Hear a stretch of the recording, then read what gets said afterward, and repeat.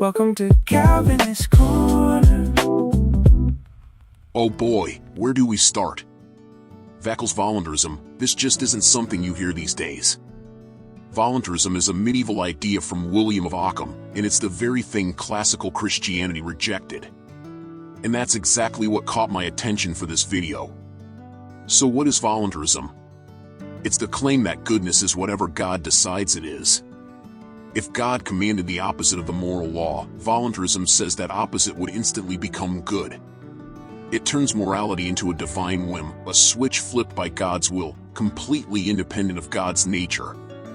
At risk of slurping sounds, You so smart, you use all those big words and shit.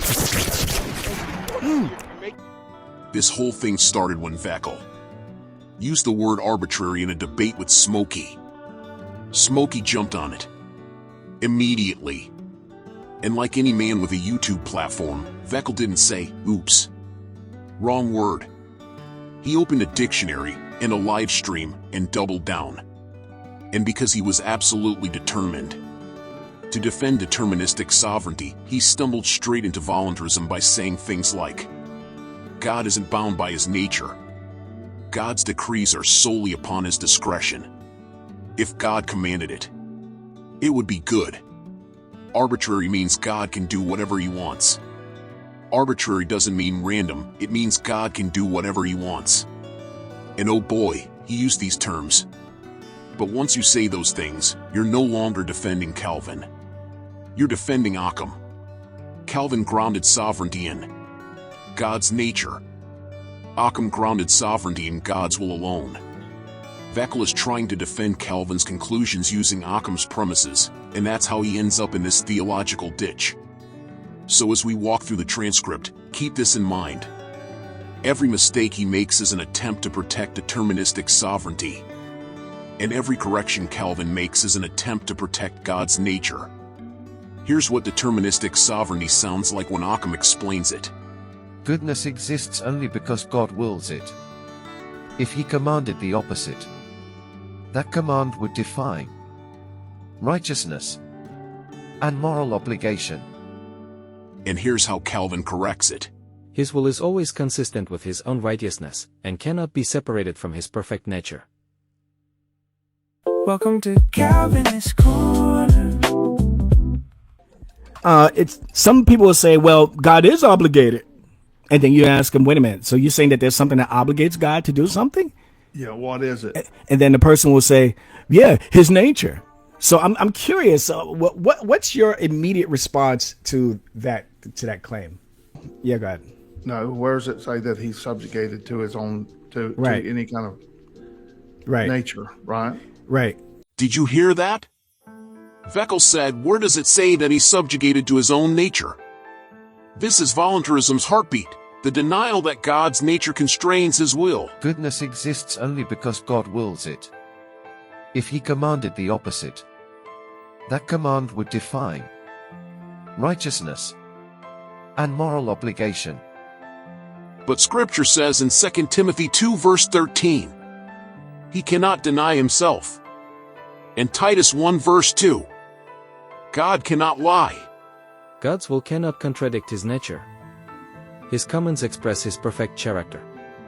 True righteousness always reflects who he eternally is. God never wills evil. Augustine and Aquinas would be blinking slowly at this point.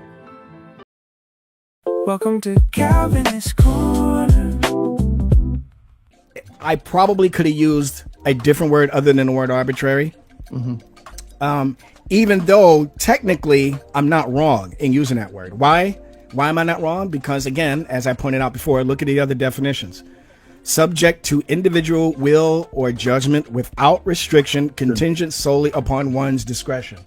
Oh, Vekl. Again?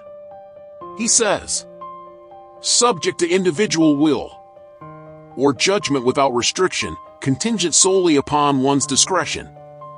Here Vekl applies a dictionary definition of arbitrary to God's decrees, pure voluntarism. But Scripture says in James 1 verse 17, no variation or shadow due to change.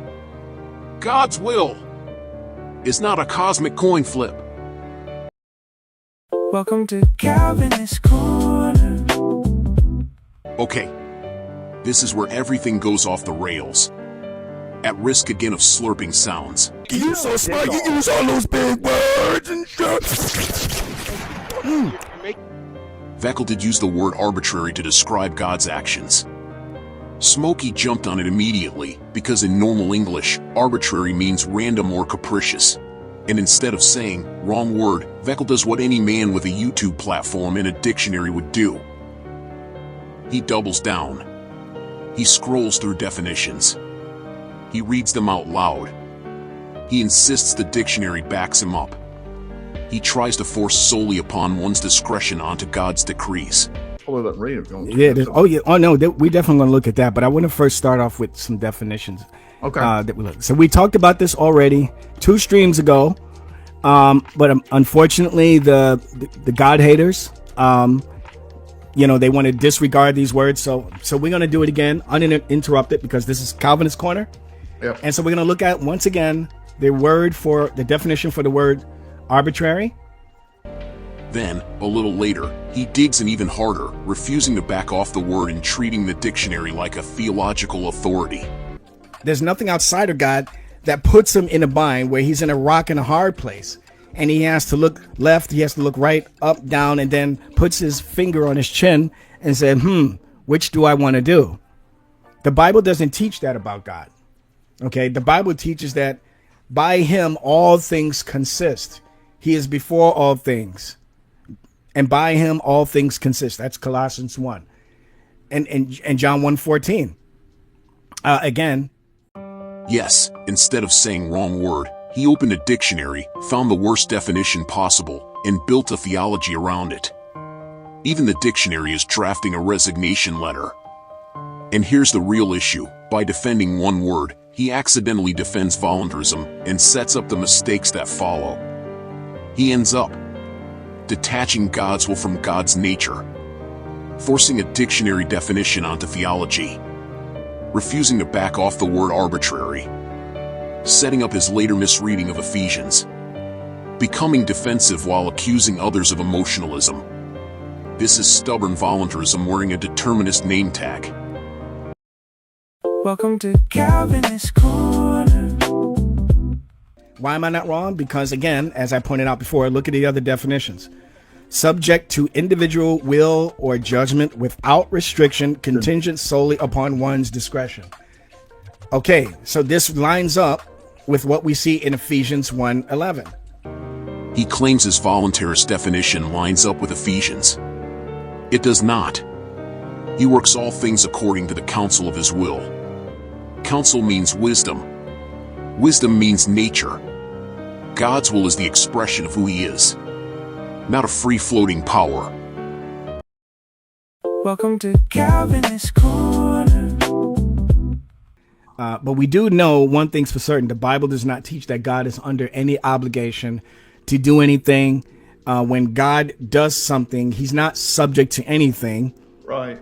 To say that, he's obligated by his word or by his nature, that doesn't really make any sense. To say that, he's obligated by his word or by his nature, that doesn't really make any sense.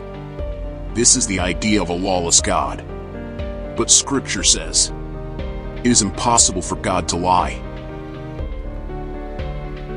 God cannot break his word.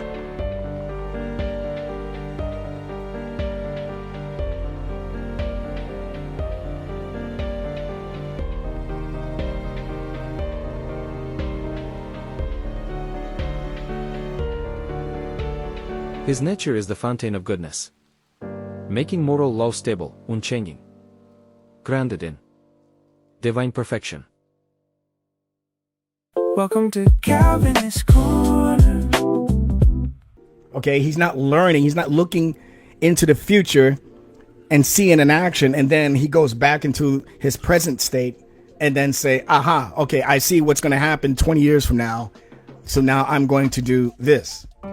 He denies God looks into the future, but then isolates God's decrees from God's eternal knowledge. God doesn't look forward or look backward. He simply knows eternally, perfectly, without sequence. His decrees flow from omniscience, not ignorance. This is not Calvinism. It is blind voluntarism. Known to God from eternity are all his works. God declares the end from the beginning. Welcome to Calvinist Corner. And because we're describing a being that no human can fully fathom in our finite minds, we have no choice but to use, and I used this word before, a big word, we have no choice but to use what's called an anthropomorphism, which means it's a word talking about how we are ascribing human traits and human attributes to describe an action that, or a thing about God, because he is not human. God is not human. But when he does things, we may not even have the best definition to describe what he's doing. So we have no choice but to ascribe human traits or attributes to that thing that he's doing. He calls God planting the tree in Eden an anthropomorphism. Somewhere, every theologian just sighed at the same time. But anthropomorphism refers to figurative language, not historical acts. Anthropomorphism would like to be excused from this conversation. Welcome to Calvinist Corner.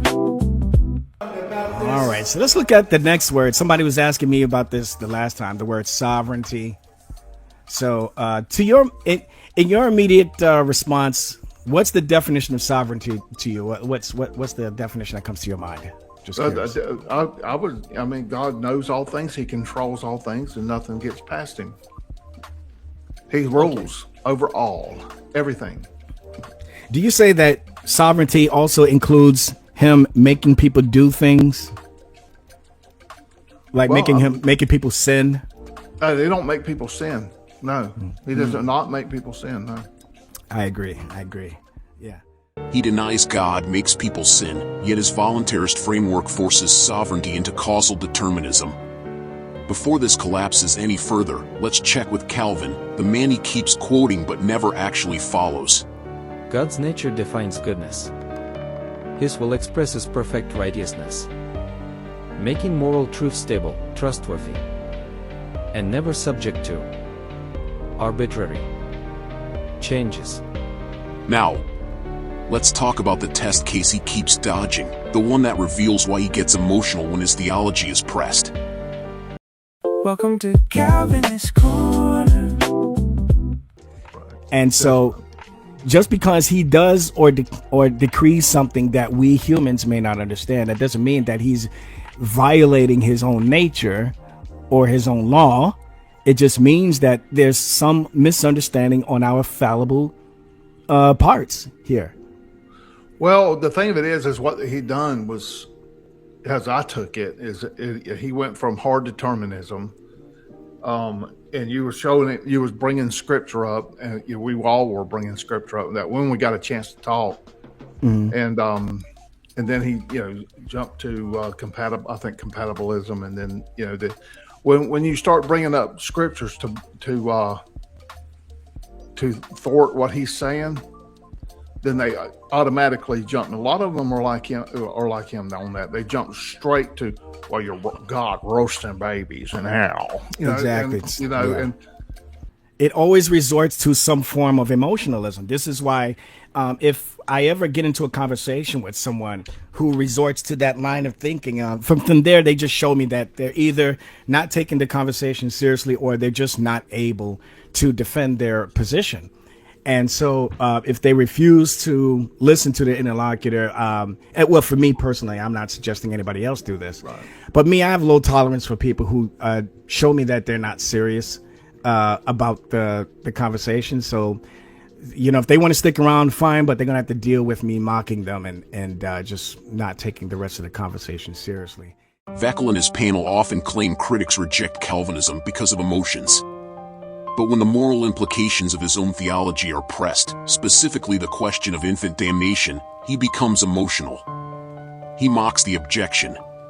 He waves it away. He insists the Bible is clear babies don't go to hell, but offers no exegesis and no grounding in God's nature. Why? Because the babies in hell question is not emotionalism. It is a logical test case that exposes the instability of voluntarism.